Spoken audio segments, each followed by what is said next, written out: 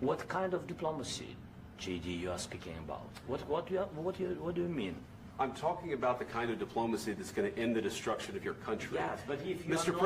President, with respect, I think it's disrespectful for you to come into the Oval Office and try to litigate this in front of the American media. Right now, you guys are going around and forcing conscripts to the front lines because you have manpower problems. You should be thanking the President for trying to bring an end to this conflict. Have you ever been to Ukraine that you say what problems we have? I have been to. Come once. I've actually watched and seen the stories, and I know what happens is you bring them on a propaganda tour, Mr. President. Do you disagree that you've had problems bringing people into your military? And do you think that it's respectful to come to the Oval Office of the United States of America and attack the administration that is trying to prevent the destruction of your country? A lot of questions. Let's start from the beginning. Sure. First of all, during the war, everybody has problems. Even you, but you have nice ocean and don't feel now, but you will feel it in the future. God bless. You don't know that. God bless. You God bless. You will not have a war. Don't tell us what we're going to feel.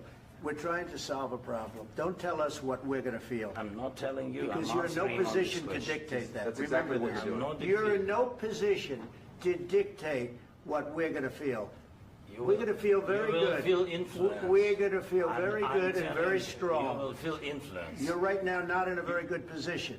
You've allowed yourself to be in a very bad position, and he happens to be right about it. From the very beginning of the war. You're not in a good position. You don't have the cards right now. With us, you start having cards. Right now, you don't. You're playing cards. You're playing cards. You're gambling with the lives of millions of people. You're gambling with World War III. You're gambling with World War III. And what you're doing is very disrespectful to the country, this country, that's backed you far more than a lot of people said they should have. Have you said thank you once? This entire meeting? No, in this entire meeting, have you said thank you? You went to Pennsylvania and campaigned for the opposition in October. Offer some words of appreciation for the United States of America and the president who's trying to save your country. Please, you think that if you will speak very loudly about the war, you can... He's not speaking loudly. He's not speaking loudly. Your country's in big trouble. Can I Wait a minute. No. You've done a lot of talking. Your country is in big trouble. I know. You're not winning. You're not winning this. You have a damn good chance of coming out okay because of us. Mr. President, we are staying in our country, staying strong from the very beginning of the war. We've been alone, and we are thankful. I said thanks you haven't in been this alone. cabinet. You haven't been alone. In this cabinet. We gave you, through this stupid president, $350 billion. We gave you military equipment, and your men are brave, but they had to use our military. If you didn't have our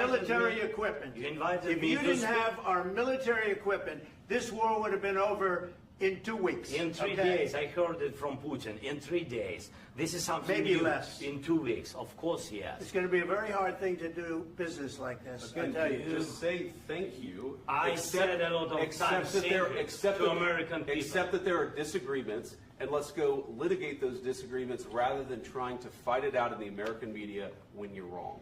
We know that you're wrong. But you see, I think it's good for the American people to see what's going on. I understand, sir. I think it's very important. That's why I kept this going so long. You have to be thankful. You don't have the cards. You're buried there. Your people are dying. You're running low on soldiers. Listen, you're running low on soldiers.